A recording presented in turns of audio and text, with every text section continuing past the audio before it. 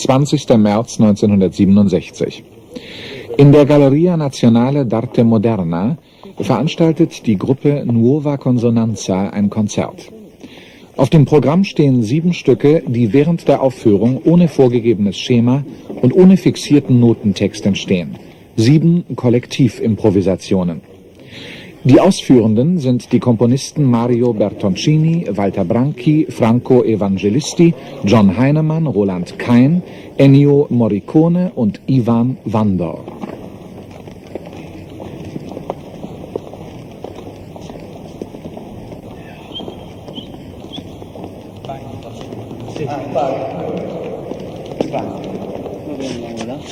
In den 4 Wochen, die dem Konzert vorangegangen waren, hatte sich die Gruppe täglich getroffen.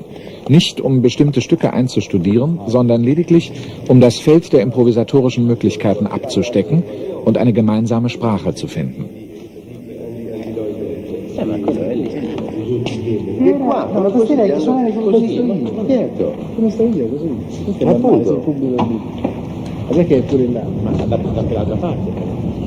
Sollevatelo un po' come cortesia. Sollevatelo un po'. A me non lo dico. No, un po'.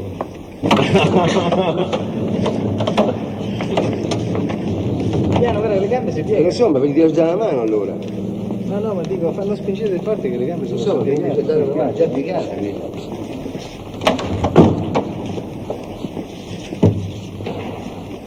Ma non era qui. Ah, così largo.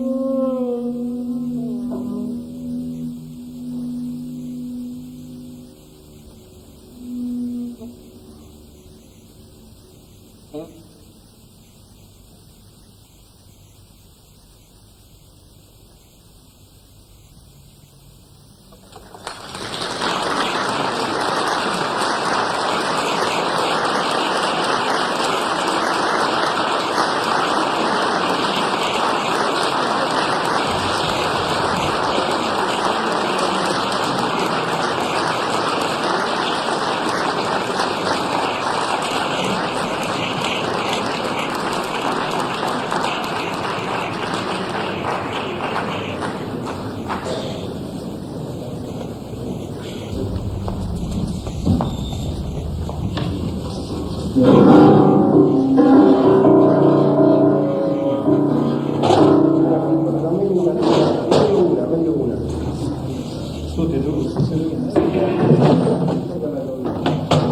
qua. Non c'è la tensione sufficiente. Già. Si rompe tutto.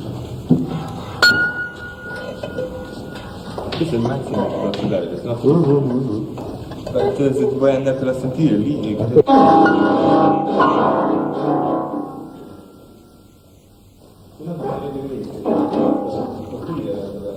Se le puoi montare e andare e metterlo giù.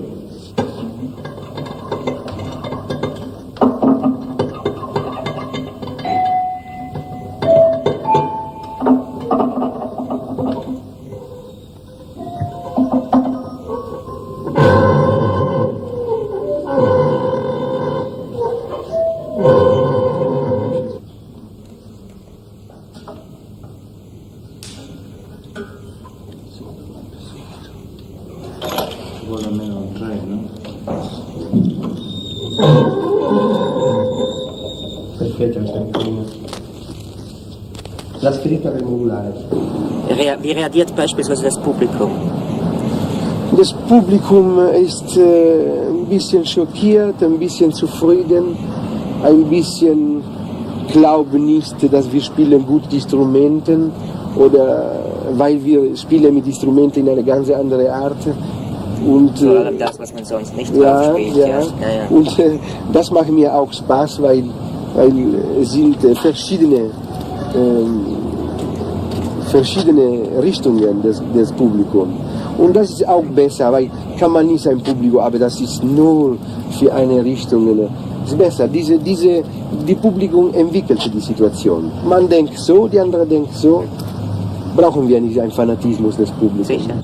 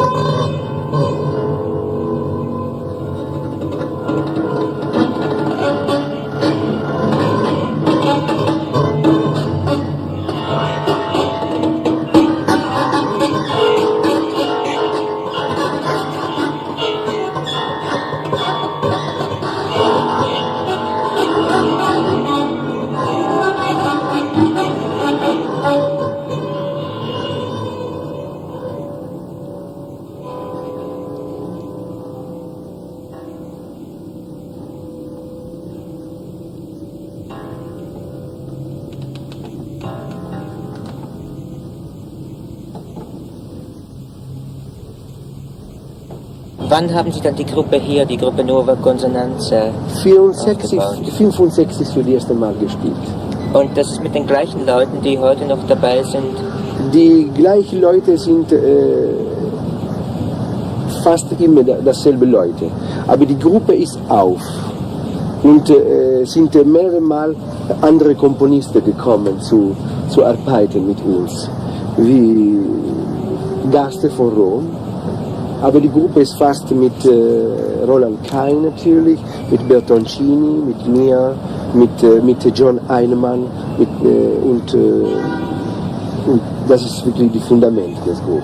Nachher mit Ennio Morricone, Vandor natürlich und nachher ist Rzewski gekommen. Ich glaube nicht an die Improvisation. Es scheint mir jetzt heute eine Mystik sich zu entwickeln, also die mit dieser Idee gebunden ist.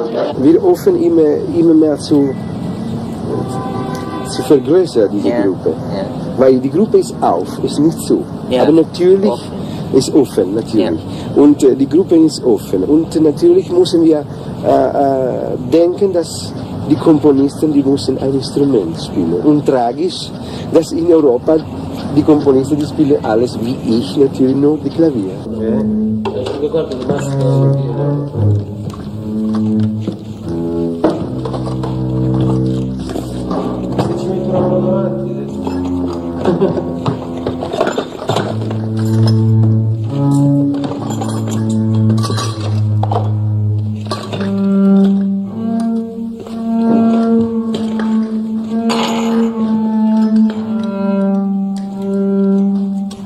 Das ist neue, heute gekauft.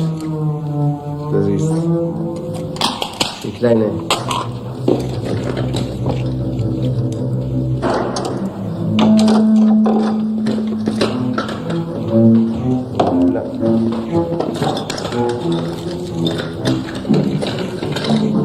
Per me possiamo anche cominciare allora. Ma Roland dove è andato? Wissen Sie nicht etwas von Roland? Nein? Wissen Sie nicht etwas von Roland? Was ist los mit dieser Junge?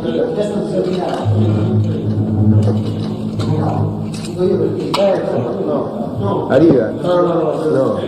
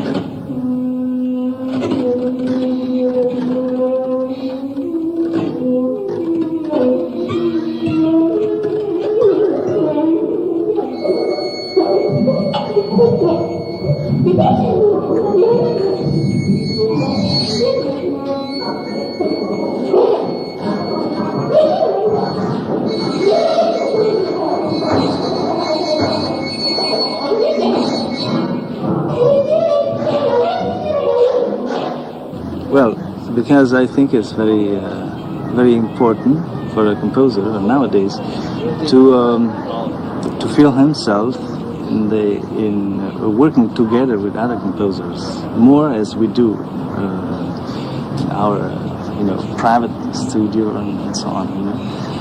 And this is, I think, is one of the most important points of the group itself. I mean, this working together with the same line and at the same moment just finding our ideas just tied to the ideas of other members. This is the principal aim. Another important thing for as far as is as important as I say, is that the group is trying to find out something which has been forgotten in the music after classicism and after romanticism, I should say. I mean, the real character of a musician who can do everything. I mean, playing, composing, improvising, and without any sense of specialization. I mean, this is a formal point which matters very much in this kind of work.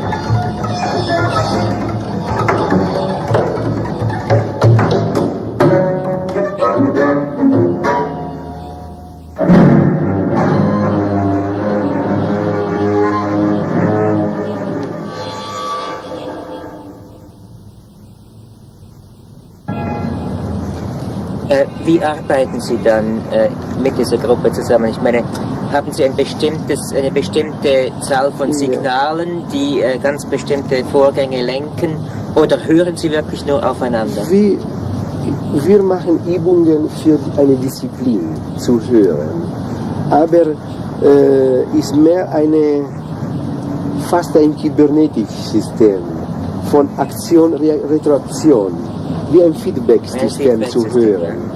Und das ist sehr interessant, aber zu entwickeln. Ne? Wir sind noch ein bisschen primitiv in diese Richtung. Auch warum wir sind nicht oft zusammen. Roland Kayn lebt in Hamburg, ich lebe in Berlin. Ein anderer ist irgendwo sehr schwer. Ja, Wenn wir ja. sind zusammen, wir arbeiten sehr stark natürlich. Und das ist sehr schön. Natürlich, das wissen wir genau. Das müssen wir noch sehr weiter arbeiten. Che vuoi figlio? Facciamo, se non so, che cos'è questo? Prima dice quello lo faccio perché c'è il rischio, Come non faccio? Io sento un silenzio, ma non volevo farlo. Non so che devo dire. Io cambio il materiale adesso, voglio vedere se viene. Proviamo.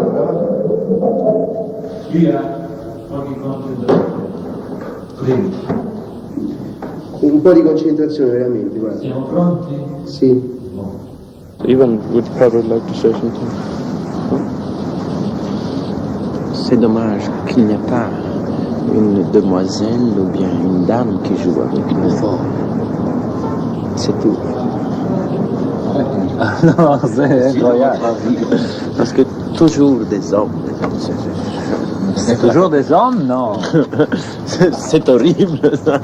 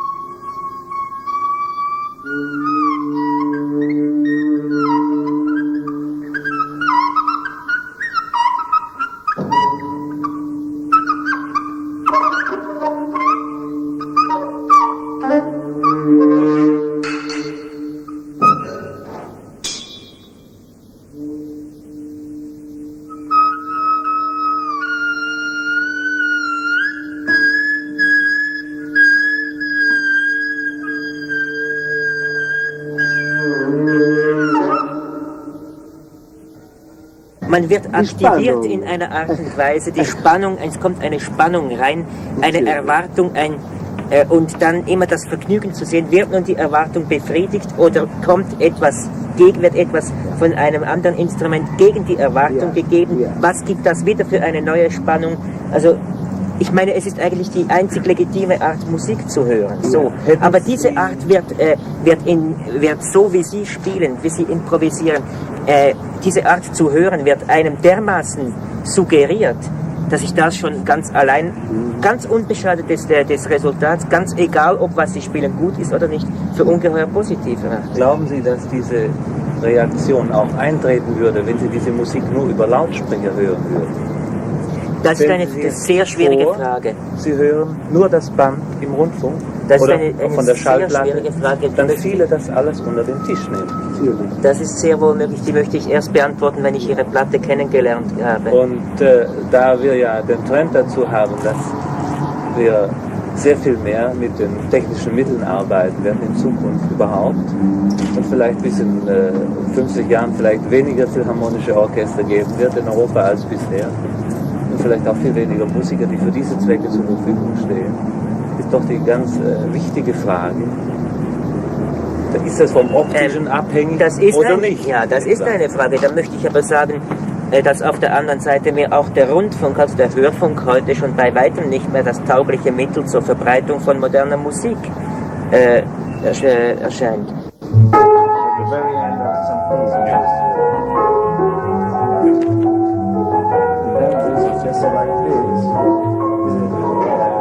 Either tone, sustained tone, or present, present together. This must be only impulses, or articulation, quick articulation, fast articulation.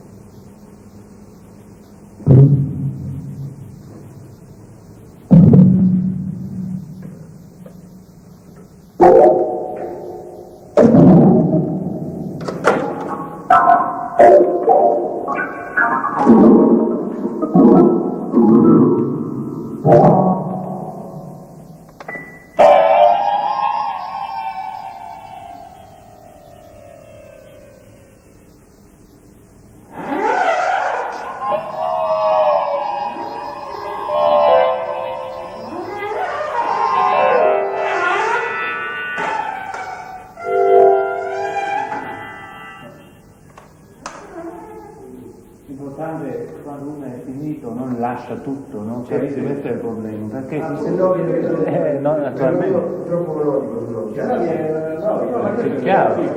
Allora adesso andava bene, andiamo avanti così allora. Ricominciamo, va? Forse.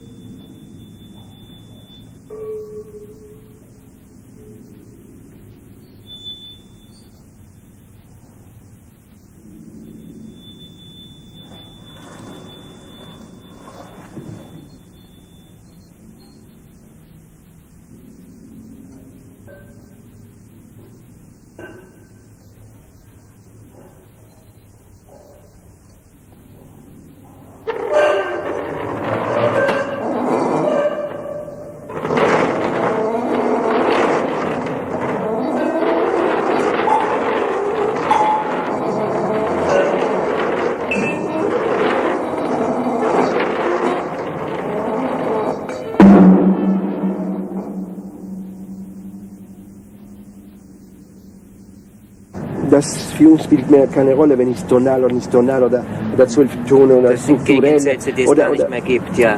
Verstehen Sie? Aber das Problem, dass wir brauchen Instrumenten, dass sie können nicht mehr geben. Also wir schon wissen, was kommt raus. Wir wissen genau, was kommt raus von diesen Instrumenten. Und das ist das Problem. Aber meine Kollegen sind noch Komponisten, dass sie schreiben Musik. Dass sie glauben, dass es möglich ist, noch zu schreiben. Und in diesem Punkt, meine Kritik an die Gruppe ist nur die Erwartung, dass meine Kollegen, sie könnten verstehen, dass diese Sprache so genau ist und so klar ist, dass die einzige Rettung bleibt die Abilität, die Fertigkeit, die Bravour, zu brauchen, diese Sprachen sofort. Ohne warten 2 Jahre in ein Tisch zu schreiben, ein Werk, das für uns kommt raus in 7 Minuten, 8 Minuten, eine physikalische Dauer. Ja. Also meine Frage ist sehr klar. Wenn das musikalische System muss so bleiben, wie heute ist, es ist wirklich unnötig zu schreiben noch eine Musik. Wenn wir mit einer Improvisationsgruppe, kann man sofort ein Werk machen und wenn wir wollen, in irgendwo Stile. Wir können imitieren alle Stile, was wir wollen. Ja. Viel Spaß machen wir das manchmal. Ja. Frage, ob Sie nicht, auch wenn Sie noch so schöne Resultate erzielen im Improvisationsensemble, ob Sie nicht einfach Klischees hin und her schieben. Natürlich. Und das ist meine Kritik an dem Stand, wie er jetzt ist. Ja. Nicht? Man hat zu wenig theoretisch gearbeitet, man hat sich zu wenig noch abgestimmt. Glauben Sie, dass es eine Frage der Abstimmung ist? Doch sehr stark auch. Meinen So kann sehr stark verbrauchtes Material eindringen. Nun kann man heute sagen, gut, man gebraucht, wie das verschiedene Komponisten tun, alte Klänge in neuen Strukturen. Warum nicht? Das ist vielleicht ein... Das hängt so als collageartige Elemente aber das ist rein. nicht das Problem, nein. Ja, nein, das ist nicht das Problem. Ich glaube auch nicht. Ich glaube tatsächlich, dass das Problem dort liegt, wo man sich überlegt, was kann im Ernst etwas passieren? So kann im Ernst etwas vor sich gehen, das über die Aneinanderreihung von Klischees, von mehr oder minder subtilen Klischees hinausgeht. Denn ich meine, Klischees sind im Grunde genommen auch ihre Reaktionen auf die Frage, kann man das noch, kann man das nicht mehr und was kann man noch? Es gibt auch ein Klischee, des Antiklischees gewissermaßen. Sicher. Es war für mich interessant, bei dieser Sache teilzunehmen, um gewisse Ideen klar zu machen über Improvisation überhaupt. Dieser Begriff von Improvisation ist mir ein fragwürdiger. Also davon habe ich gelernt, dass die Improvisation nur ein erstes Stadium der Komposition ist. Und wenn es dazu dient, Komposition zu machen, dann hat es einen Wert. Aber die Idee von Improvisation als an sich gültiger musikalischer Form scheint mir sehr fragwürdig. Und da bei dieser Gruppe gerade diese Haltung die Grundhaltung zu sein scheint, habe ich mich etwas davon distanziert. Es scheint mir, dass sehr oft dieser Begriff wird so verstanden als ein Alternativ oder gar ein Gegensatz, eine Antithese zur Komposition. Und also eine Art Musik zu machen, die spontan ist, unmittelbar, unvermittelt. Also gerade der Gegensatz der Komposition, wo alles reflektiert wird, vermittelt und Zeit genommen wird für kompositorischen Entschlüsse und so weiter. Also das als Ziel zu nehmen für einen Komponisten scheint mir falsch,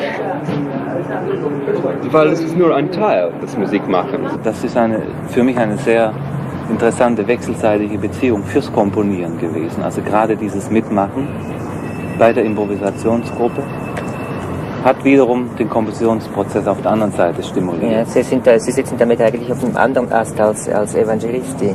Ja, insofern schon, weil ich glaube, dass diese Phase, in der wir uns jetzt befinden mit der Gruppe, dass das noch nicht genug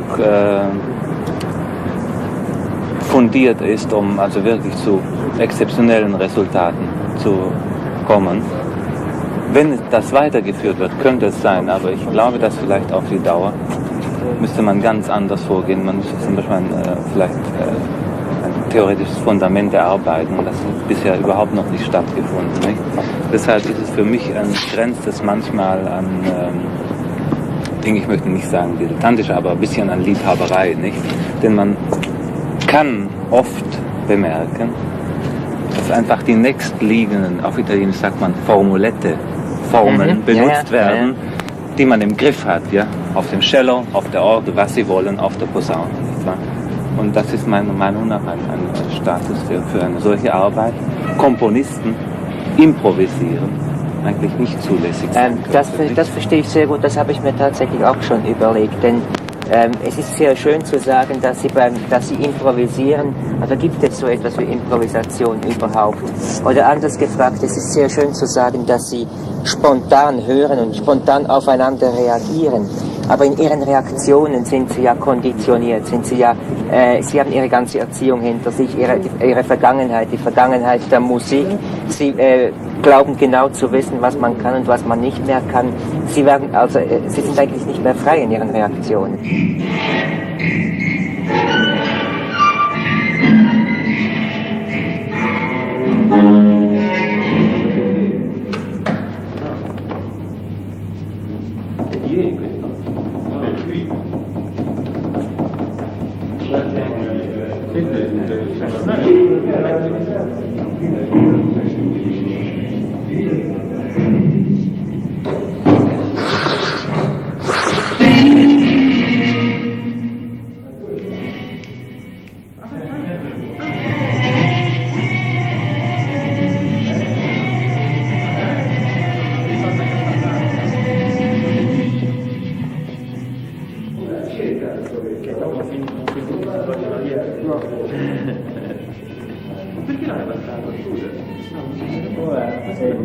Ok, facciamo.